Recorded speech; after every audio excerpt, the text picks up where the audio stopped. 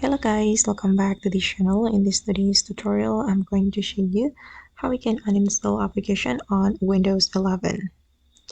Okay, let's get into it guys. Here I have opened my computer with Windows 11, and first of all, I'm going to go to my setting. I'm going to click on the start menu and I'm going to select setting, and in the setting we need to go to the apps setting. Okay, and we can go to the installed apps, and you just need to select the application you want to uninstall from your computer. For example, I'm going to uninstall this VPN application, Express VPN.